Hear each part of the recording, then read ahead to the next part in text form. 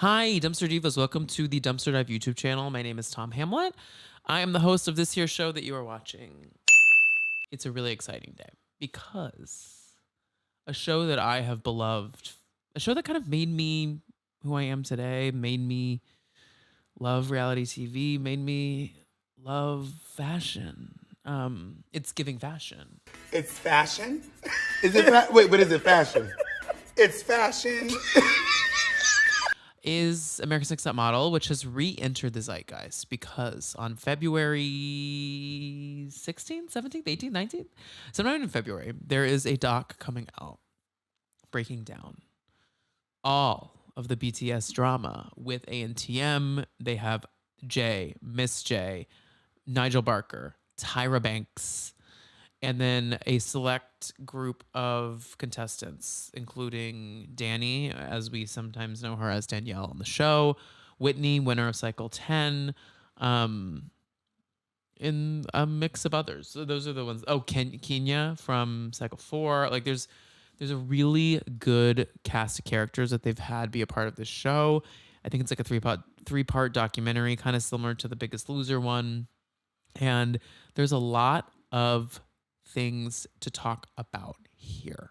So I'm going to be recapping the documentary on my podcast and the YouTube channel, which you are a part of right here, Dumpster Dive, a reality TV deep dive. So spending a lot of time on ANTM this month, but to get ready for that, I wanted to have a conversation with you guys about what is the definitive great cycles of America's Next Top Model.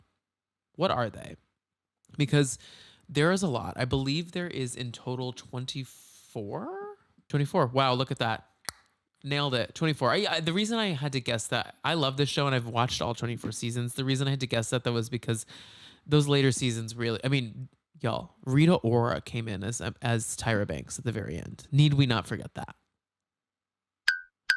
So, like, they've had a lot of iterations of this show. They had the boys and girls seasons. They had the season where it all took place at like a college. There was a season where we had to like vote online on Facebook on who won the photos of every week. Like there was a lot of things they were trying there at the end that did not work, but we kept watching. So, but you know, the core cycles are, I would say, 1 through 20, honestly. I think after 20, we lose it. I think I have good arguments for those last couple cycles and how those last couple 18, 19, 20, how they still continue to be really great. So what I wanted to do with you guys is do part 1 of 2 of a ranking of these cycles of America's Next Top Model. So this first part, we are going to be chatting just about cycles 1 through cycle number 10.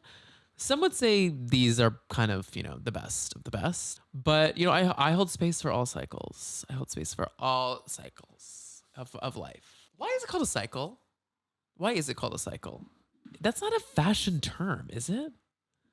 Like, they're not called seasons. They are called cycles. I keep saying cycle, and the more I say it, the weirder it feels. Regardless, we're going to rank them with, you know, the way all the Gen Z and Alpha girlies do with the, I'm not either of those things, but with the chart. You see it behind me, the chart.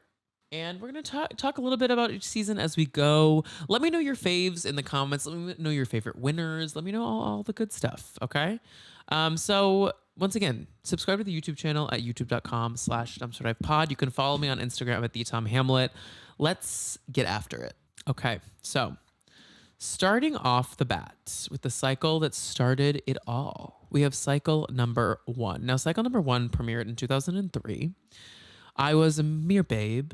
No, I was in 8th grade, 7th grade, 7th grade, I think.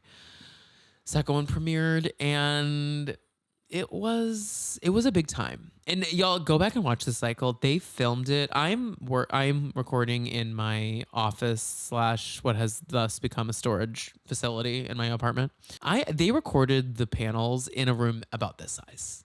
It's a tiny ass room with sheets hung on the walls, and it's just Tyra, and they're all like this. They're all sitting like this. Maybe if I'm brave enough, I can find a photo of it somewhere and place it here. But it's pretty crazy. I mean, they wanted to try it. This was the first time anyone had really created any show like this, where we're competing off of a like art or a craft.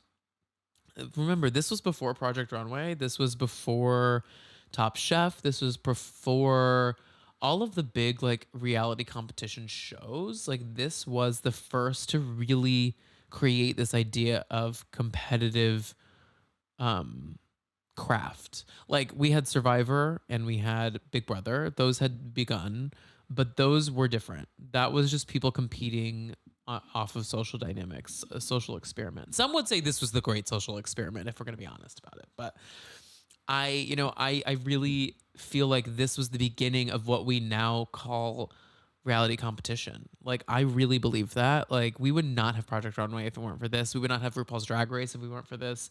We would not have any of those amazing, competition reality shows that you know and love if it weren't for people like Adrian Curry.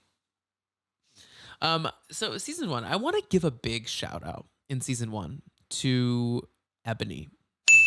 Ebony is, I think, one of our first meme queens that we don't give enough credit to. She iconically coined the term it's a competition. She always was talking about it's a competition.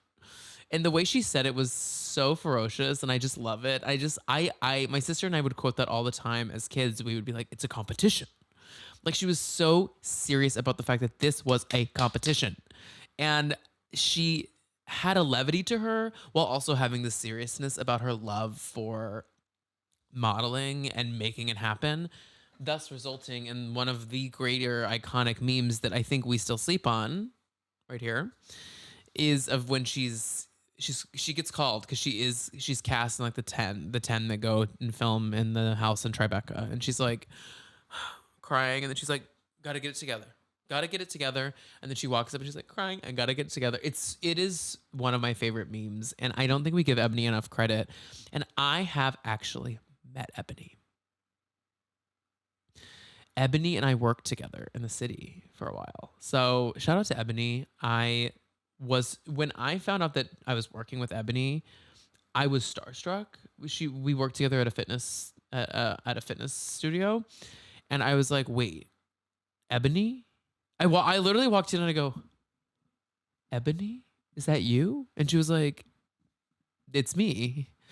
And she had tea for me that I wish I could remember all of it, but she essentially said that Tyra had their cell phone numbers and was like calling and texting them throughout the filming of season one, and how she felt that she was like really close with Tyra, and then kind of felt that she used some of these season one girls just to get this show off the ground, but she kind of created this really close relationship with her that, how do I say this? It just felt like opportunistic. It was like, these are the girls. I'm going to make them feel home so they make the best show possible. And then I'm going to say peace. That was the general understanding that she gave me of working with Tyra. And they did continue to be friendly for quite a bit after season one. She claims, allegedly to all this. That was kind of tea I just dropped on y'all, but I don't think the tea is much hotter coming out of America's Next Top Model than Ebony saying that she had Tyra's phone number. But I think it was just a different time, and she really invested some energy in these girls because she wanted the show to work, and so she tried to create pretty close relationships with them to make them feel sold on the premise of this show. So let's get into where kind of big moments of cycle one, and then where we think this is placed within the pantheon of the ranking. Now, a reminder for those new to like these ranking systems, there's S, A, B, C, D, E. Okay, S is the highest tier. That tier is the God tier. A is wonderful, literally one of the best ever. B is, I still go back and rewatch it. I like it. It has moments, but it's okay. C is, it's fine. It's great, but like I just don't need to watch it again. And then D is what's happening here, and E is unwatchable. To me, we're not going to get into the unwatchables until we get later on. And even then it's hard for me because I'm a very unbiased person when it comes to America's Next Top Model. This is my show. We're going to probably not even venture into D, to be honest with you. But Cycle 1, big moments out of Cycle 1 and why it will get the ranking that it's about to get is the budget is low and it's very documentary style. That is kind of a not like it does bring it down a peg for me. They filmed just in an apartment, like their home is an apartment, and once again the judging is in like a closet. So like it just doesn't have the sheen that the other seasons get, and that's not anyone's fault. Some standout moments. One is Robin. Robin Manning is so frightened of the fact that Ebony is bringing her girlfriend around, and so that's something else I talked about with Ebony. It was like that, like Ebony was very out and very proudly partnered, and like it was this whole situation that like in she didn't want to be in the same premises as a lesbian. I mean, it was pretty crazy, but this was also, I mean, not to say that like, not to say that I defend it. It's just like this is a very different time where homosexuality, lesbians, like queers, theys, thems, the alphabet mafia felt a little few and far between, and those that lived in places in the South, like Robin did, you just didn't know people that were out. You just didn't. I mean, growing up as a gay kid, I didn't come out until after high school, and I still only knew like two gay people in high school. But then now after, like I know all of them were gay. They were all gay. Everybody's gay. So Robin just hadn't met anyone gay, and that is just part of the time of the early 2000s. It's just not something people knew about. I'm not saying that I'm saying this behavior was warranted. It was really gross what she was doing, but it made for crazy good TV, and it's a moment. It's a moment, all right. We also have Shannon Stewart, who's also very religious, and she refused to get naked for one of the shoots. And also, these women, let's be honest, this batch of ladies is stunning. Robin is like a once in a lifetime beauty to me. Shannon looks like an absolute supermodel. And then Adrienne Curry is like kind of like the second coming of Kate Moss. Like, she's just has this, like, I mean this affectionately.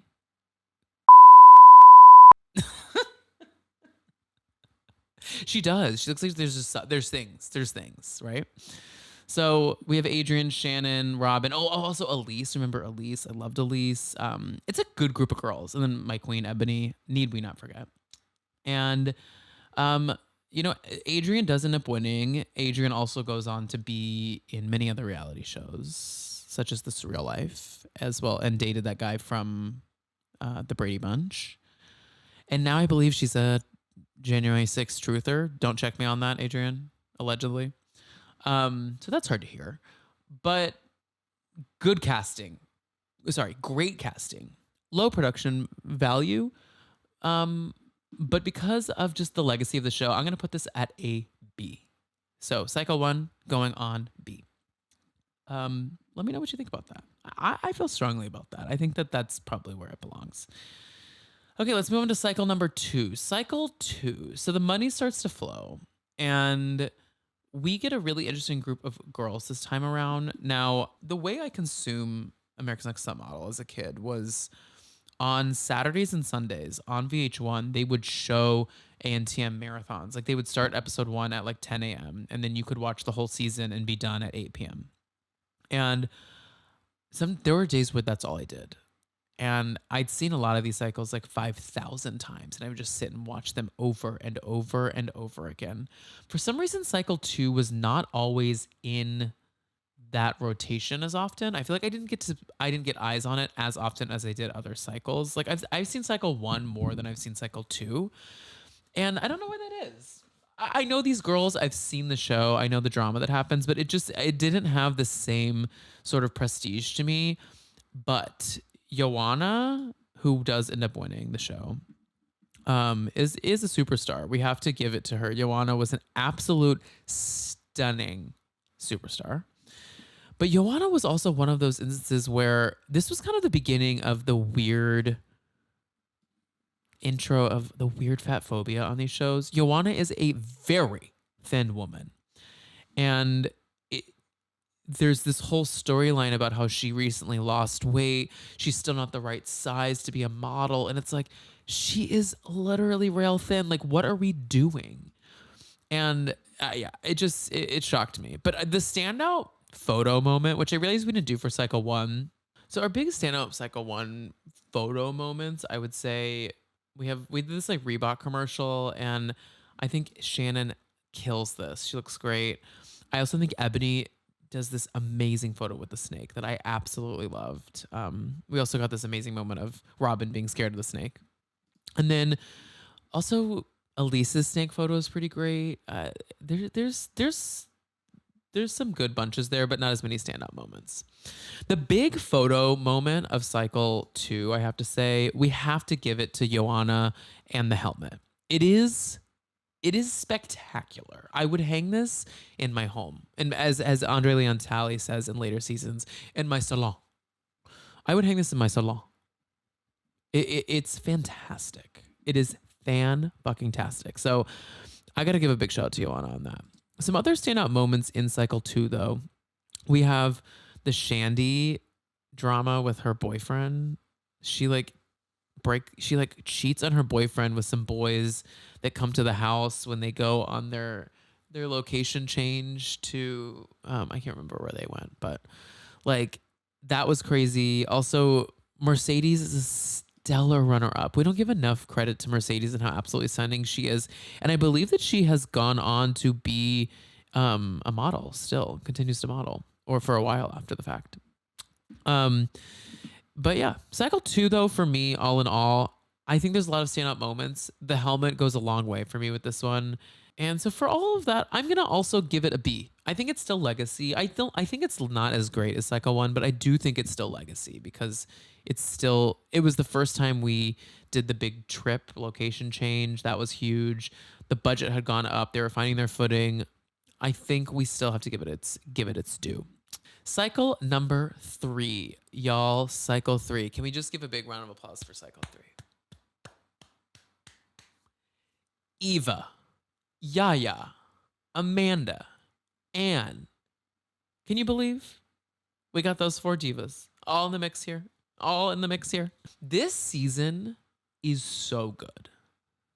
This season is so good. The fact that we Eva, we need to put more respect on Eva's name for being the queen of reality television. I mean, oh my God, like she has been in the mix for so long. Also, can we talk about Amanda, who was blind?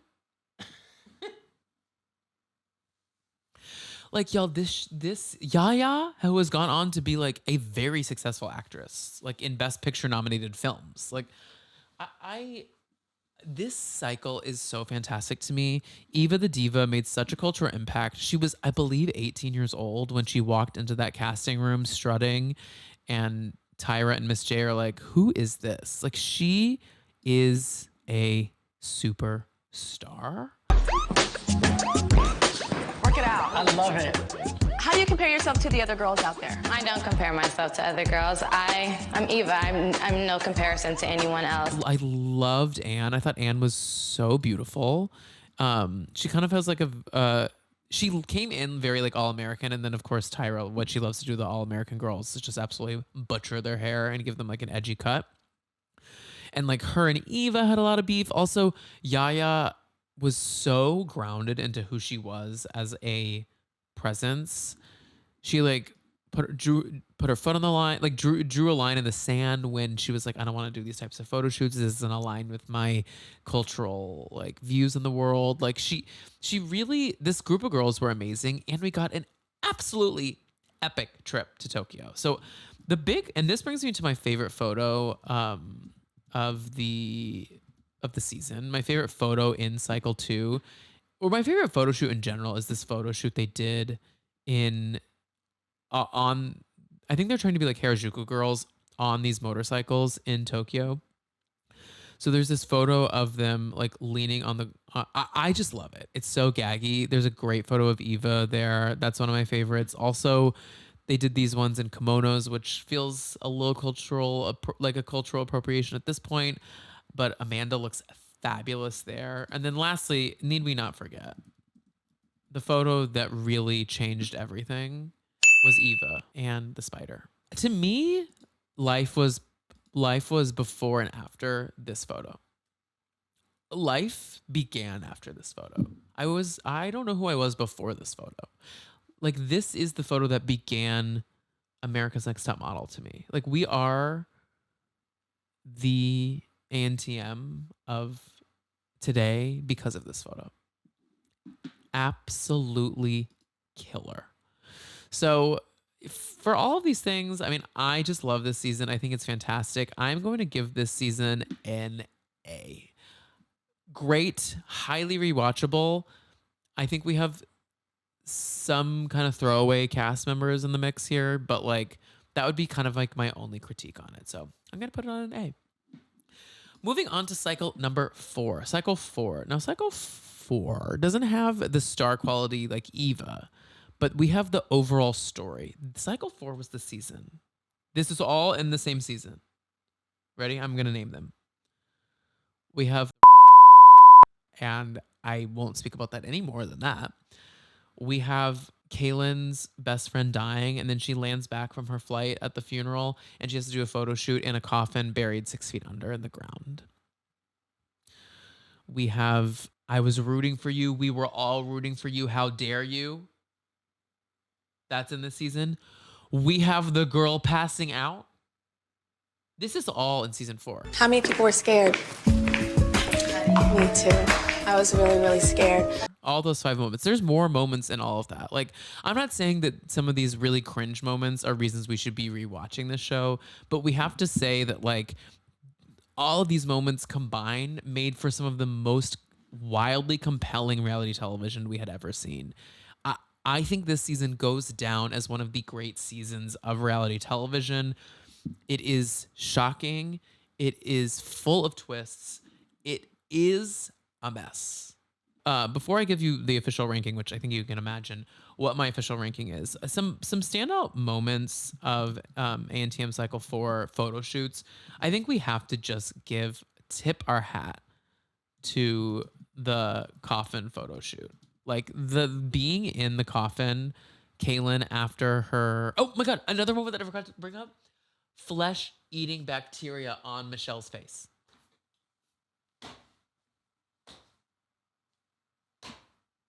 Crazy.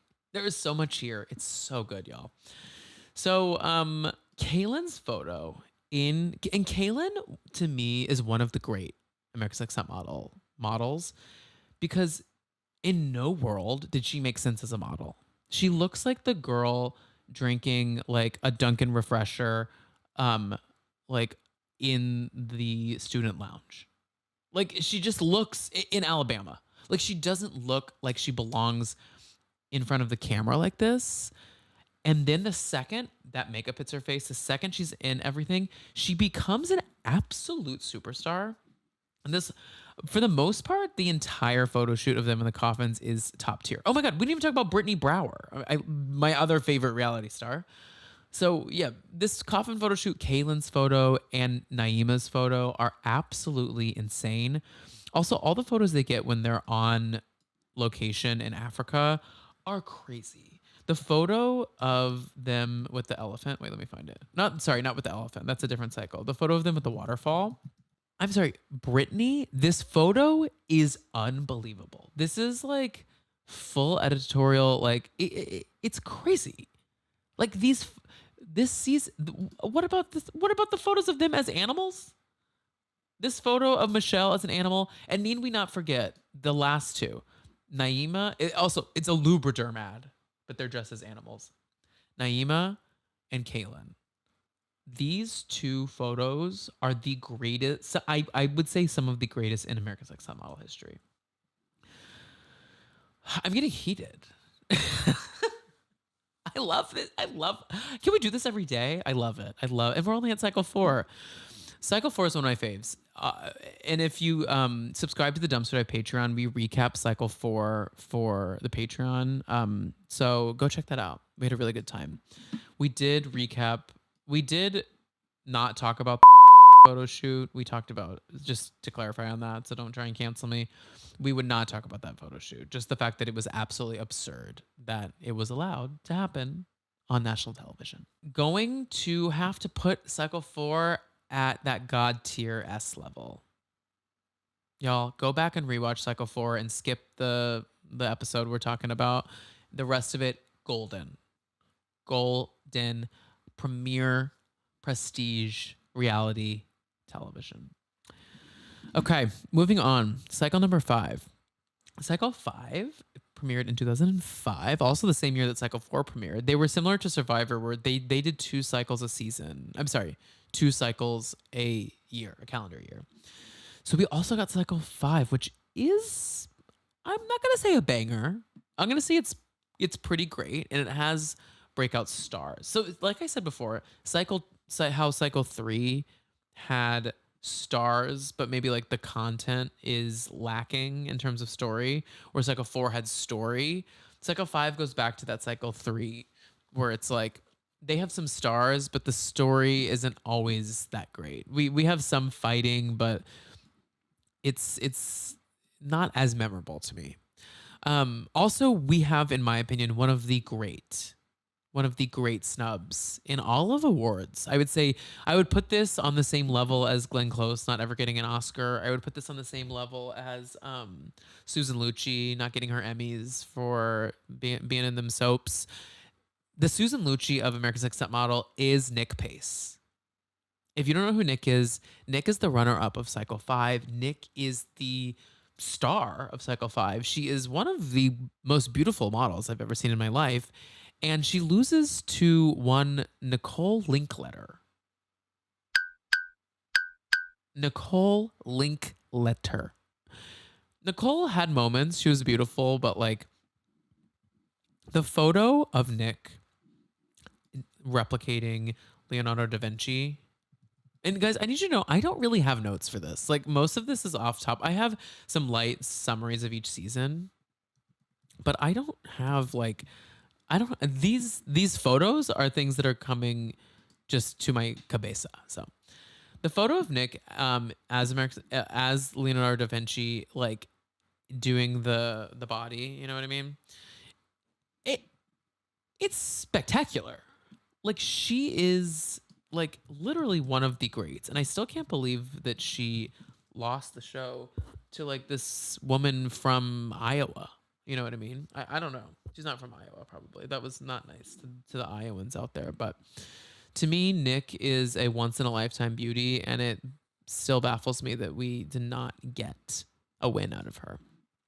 Some other big moments here.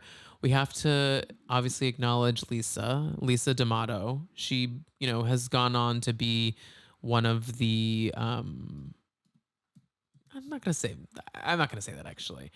She's just gone on to be a reality star. She's been on a lot of different shows. She also went on to win All Stars, the season of All Stars of America's Next Top Model, which I believe that's cycle 15, maybe. We'll get to that on the next one, part 2 of this.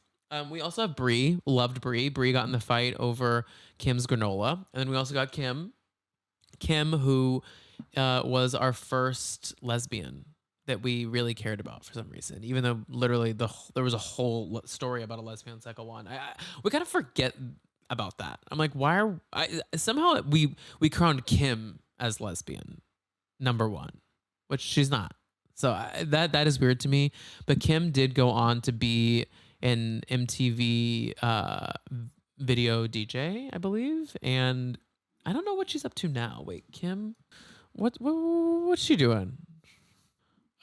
She's just living life as a mom. It seems that's all that's going on.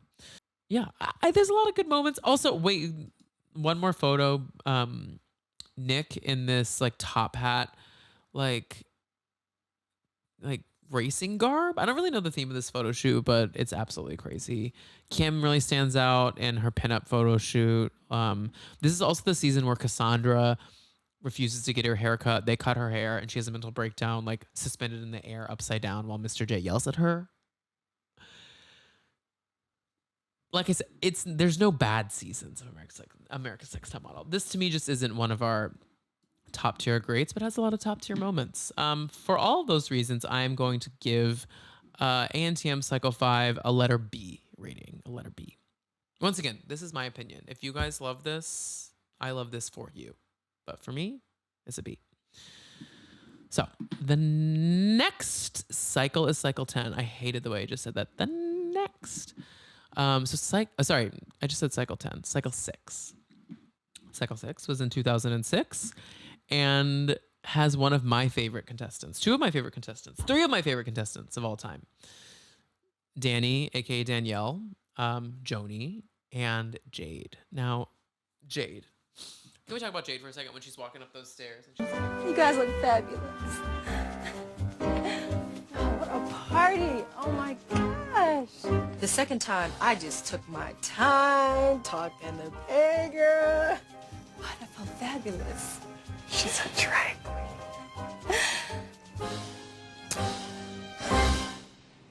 Okay.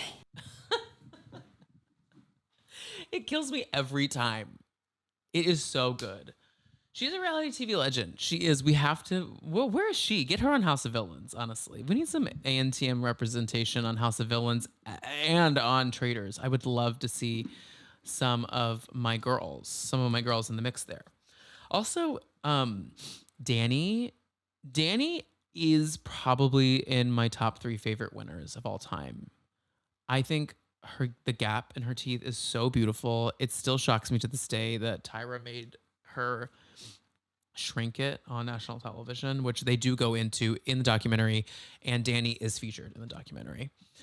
And also, Ferranda was what a star. Like, she kind of stumbled into modeling and wasn't necessarily like on paper like what you thought of as a model, and then she steps onto set, understands everything. She gets it all. It's just like in her body. She just understands it. She was an absolute star, and I hope she's doing well. Like, I loved her. Loved Ferranda.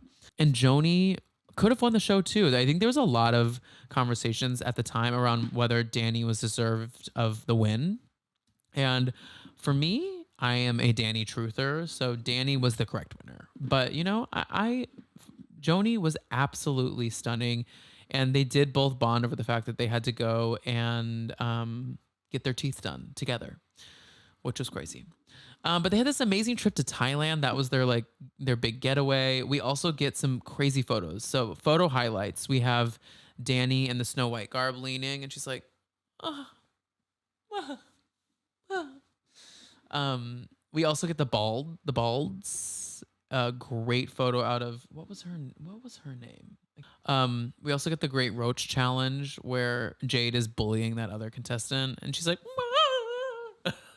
and then Jade kisses the roach. Jade's cunty. We have to be honest. Jade is cunty. Also, this is the elephant photo. Let me find it. I'll put the elephant photo up. Ferranda on the elephant is one of a kind. Honestly, they all ate on the elephant. There are so many people that wouldn't have no idea what I'm saying. Where is Ferranda on the elephant? Oh, I found it. There she is. I mean, it's stunning. It's stunning. These girls crush. They also have this one where they're like hanging upside down over like a river, and like these for me, this season had top tier photo shoots. We had so many absolutely epic moments and so many women that brought their absolute A game to the table in front of that camera. And so for all of those reasons, for me and for having one of the best winners, I think, in the history of America's Next Top Model, I am putting Cycle 6 on a God tier. God tier. So fucking good. So good. So good. Okay, moving on to cycle number 7. Now, cycle 7 for me is, I think, kind of a second wave of the show's success. I think this is probably one of the most remembered seasons, the most rewatched seasons. There was just something about the Carrie D. English versus Melrose like situation that just really was what everyone was talking about in the halls of the high school. Because I was in high school then. I'm young, remember? So I know most of you are like, I was in preschool then. But Carrie D and Melrose just had this like amazing frenemy relationship that really, really popped off the screen. We also had the twins. Crazy casting decision that really worked out, and how one of the twins was like religious and the other twin was like liked licking. That was inappropriate. I shouldn't have said that. Liked licking the box. She liked the box. She liked a bit of the box. So and then she like comes out on the show. That was crazy. And then Melrose is just a nightmare. She is an absolute. I don't want to say that. I want this video to be monetized, so I'm not going to say that word. But for me, where the season lacks a bit is in like I thought the photo shoots like I don't know. I think there's just a missing like high fashion level to the season. It just felt very run of the mill, made for. There was something edgy about it, like just very like all American. You know what I mean? I don't know. And I really like Carrie D. I don't think it made sense for her to win this show. I do. I am a Melrose truther that Melrose was the better contestant here next to Carrie D. But we really had a great cast of characters. We also had, what's her name? The woman with the cunty ass haircut. Oh, AJ, loved her. Carrie D. Anshul. Oh my God. Where is Anshul at? We need to give more energy to Anshul. She is absolutely stunning. And then Amanda and Michelle, I mean, those photos of them together. There's something so frightening. Here it is about them at the carnival. That one was so crazy to me. Also, a big jump scare. Melrose did a photo shoot as Donald Trump and as Melania. Maybe I don't support Melrose. I take it all back. You know, as I'm going through these photos though, like I'm kind of like maybe Carrie D did win. But in the end, my big issue with this season is these photo shoots just don't hit. They did this hair show photo shoot, which we have to laugh because the hair shows are built up within the Black community. It is not a white thing at all. And putting these white ladies in this Black couture hair show hair, it's a little crazy. It's a little kooky crazy. So for me, the photo shoots just don't give on this one, which is why I'm going to go ahead and put this cycle number 7, as an A. I'm still putting it as an A because there are great moments. The Melrose Carrie D thing was a moment, and the finale runway honestly goes down in history. In Barcelona, where they're walking down that tunnel. I have visited that park in Barcelona and done the walk myself. Period. Still an A. I would still go revisit this season. I just think I think what I miss on it is we didn't have the high fashion photo shoots. They were just a little bit more mainstream. Moving on to cycle number 8. Cycle 8 is a banger. Cycle 8 is a banger. I'm sorry, y'all. Jasleen is one of the greats. She is one of our great America's Next Top Model winners. So some highlighted people in cycle 8. We have Jasleen. We have Natasha, the mail order bride from Russia. That wasn't nice. I'm sorry. She did give that vibe though, right? We have Renee, unfortunately R.I.P. And then Brittany, iconically with the red hair. And you know, it's some other girls. But where I said that we were lacking in the photo shoot department on cycle 7, I don't know if someone gave them that note, but cycle 8 was where we really absolutely crushed. The photo shoots on cycle 8, I think, are some of the best. I would say like in the greater pantheon. There's this photo shoot they do where they're all like, they've all died. It's like cold case files, like, but in really high fashion way. So it means like gowns, but they're like deceased. So there's someone that's like falling out of a freezer. Jocelyn is like got pushed out a window and she's like laying broken on the ground. And Renee is like hanging over this table. It's really, really beautiful. Also, this absolutely cunty photo of Jocelyn as a like undertaker or like a torturer or something. Absolutely, absolutely insane. Um, and oh, they did the photos of them at the high school. Once again, Jocelyn is like the grunge kid back behind the bleachers, and she's like it just these photo shoots for me were so good, and I love this season. I love these girls, and I just think Jocelyn was one of our great winners of the show. Also, need we not forget about JL, who I loved so much. She didn't really get why she was a model, yet absolutely slayed. Absolutely slayed. Loved her haircut, loved her little rat tail. I love the whole thing. Also, on this season, cycle 8, we had not one but two plus size women, which was like legendary for the America's Next Top Model world, which is, crazy to say. It's a great season. This was one of the seasons that is formative for me because I felt like it was always on. It was always being showed on VH1. It was always there. Brittany's photo, also naked with the candy, is great too. I mean, these girls really, this was a great artistic direction for the season. Shout out to Mr. J on that one. I am going to put cycle number 8 on a God tier. I also think they go to Australia on this one. I think they're in the Outback back when they travel. They go to Australia. Y'all know I love to do my Australian accent. It's terrible. Okay, moving on to cycle number 9. Cycle 9 of ANTM. We're almost done. I know you guys are probably like, when will this be over? Well, good. There's 24 cycles. So watch your tongue. So cycle 9, this felt like a transitional cycle. There's something off about this cycle. They do go, I believe they filmed this cycle in New York, because you know how they would go between LA and New York.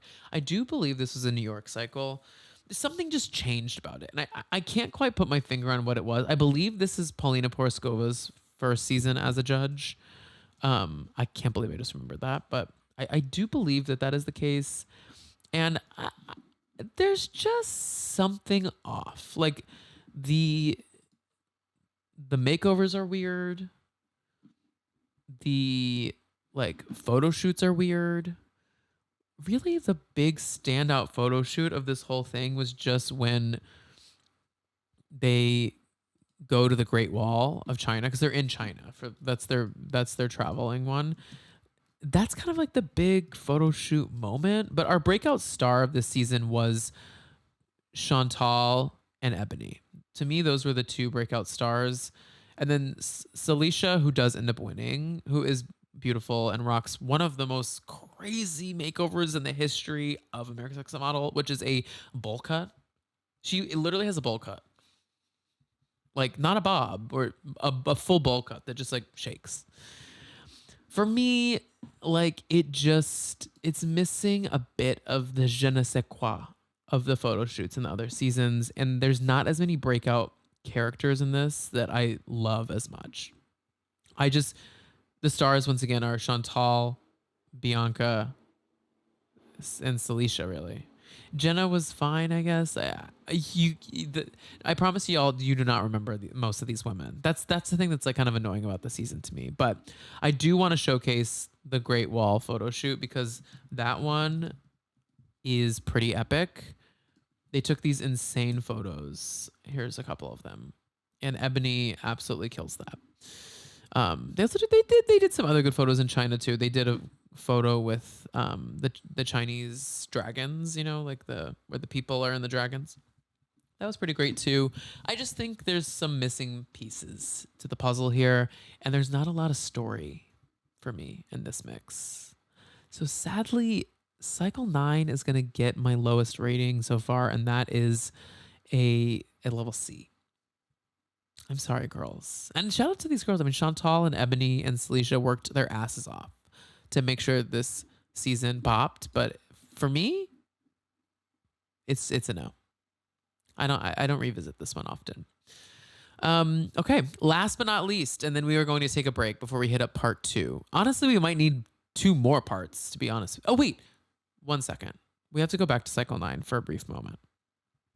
I didn't talk about one person that is the star, one of the stars of that cycle that I forgot about until this moment, which is Heather, who was our first autistic or openly autistic, like acknowledged and diagnosed autistic cast member on the show. She had Asperger's, and it was a big conversation that was had about her Asperger's and how it was going to affect her as a model and all this. And I honestly, like, I thought this is the kind of representation that, like, I think is really important and really makes sense and felt very authentic at the time. It didn't feel weird.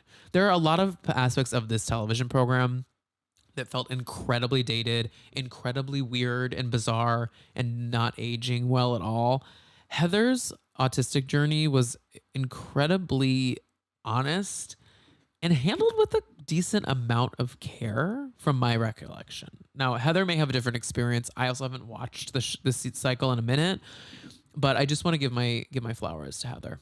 So, moving on to cycle 10. Once again, this is our last cycle that we're going to be hitting here on this one. Before we hit it, remember, subscribe to the YouTube channel at youtube.com/dumpsterdivepod and follow me at the Tom Hamlet on Instagram and the podcast Dumpster Dive on all platforms. So, cycle 10 for me is a banger. I am a Whitney Thompson truther. I love the cycle 10 girls. I love the cycle 10 photo shoots. I think we just have a really killer. I thought they did a really killer job producing cycle 10. Like, I think that they realized that cycle 9 was a little bit of a flopiana, and they're like, you know what? We need to up the ante for cycle 10. And they brought in a fabulous gaggle of girls. So some of our standouts, we have Whitney, of course, who is our first plus size winner of America's Next Top Model. Also, we have Anya, who was an unreal model, unreal beauty. Kind of reminded me a lot of Chantal, and it was like if Chantal and Natasha had a baby. She was like Eastern European, but it had that kind of like Chantal-esque look. We also had Fatima, who had such a beautiful and frightening, horrific story about her upbringing that she shares with everyone, and has gone on to be one of the premier models out of America's Next Top Model.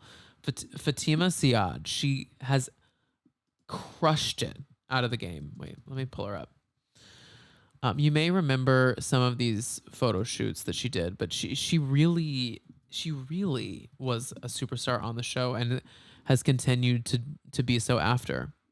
But I mean, yeah, she had a ton of great moments. Also, one of my favorites was Katarzyna. She was this like brunette, kind of like vixen from Russia. So cunty. I really liked her.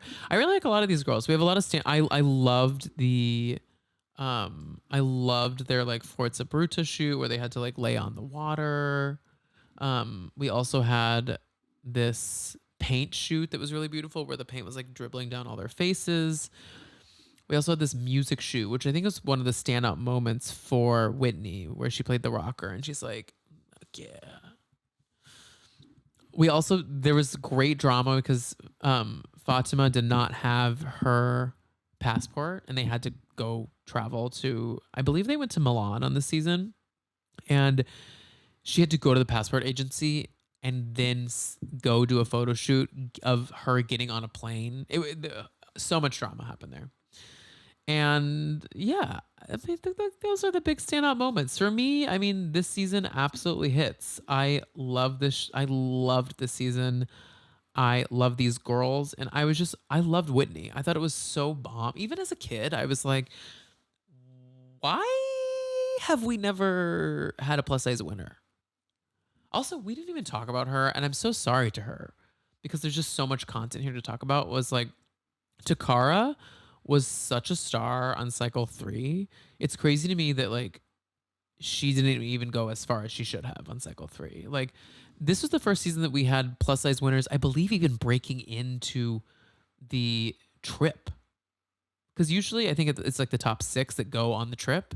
I don't even know if we had Takara or Whitney on. There was a different Whitney on cycle 8. Like, I don't know if we had any of those girls, like plus size women, getting on the fucking plane. like Tyra always wanted them in the mix, but then didn't want them, like actually participating as a winner of the show. So I thought it was really special that Whitney won. And it's a win that is warranted. It's not like they gave her the win because people claim that they needed to show face, that they have a plus size winner. Whitney was the winner of the season. She is a star. So I give Cycle 10 a grade A. This is on our A tier. So yeah. So once again, to recap, on our tiers, we have on our bottom tier right now, our lowest tier that we've ranked as of now is Cycle 9 has a C. Under the B tier, we have Cycle 1, 2, and 5. On the A tier, we have Cycle 3, 7, and 10. And on the God tier, we have Cycle 4, 6, and 8. I stand by this. I'm going to go rewatch these seasons now. Love you guys. I will see y'all for part 2 coming up in the next week or so. Bye.